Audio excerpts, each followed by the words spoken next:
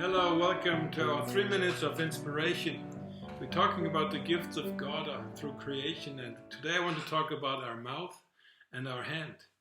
Now, everybody has a mouth and everybody has, the majority, we do have hands and we can do things. Now, we're living in times where we need hope.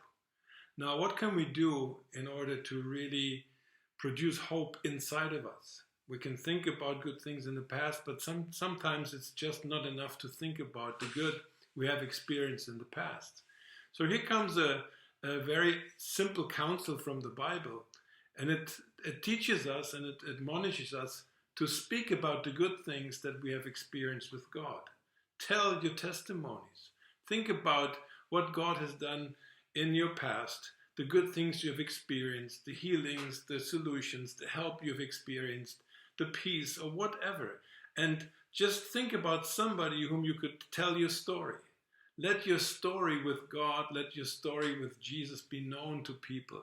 Don't keep it to yourself, but talk about it. And you will realize when you talk about the testimonies of God in your past, it will bring hope and expectancy in your present. And the future will stop to look so obscure and maybe dangerous. So be practical. Think about a story and tell somebody, call somebody and say, hey, I want to tell you this story, what I experienced with Jesus back then, whenever. We need to do these things. We need to be practical in rising our hope level in times where we're surrounded by hopelessness and just very, very bad newscasts.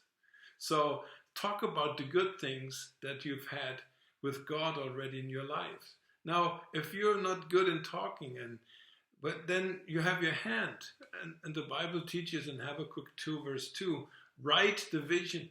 Now, if you don't have a vision, you'd have to write one, but you can write your stories. How do we know about the lives of Abraham and Jacob and King David and all these greats and even Jesus?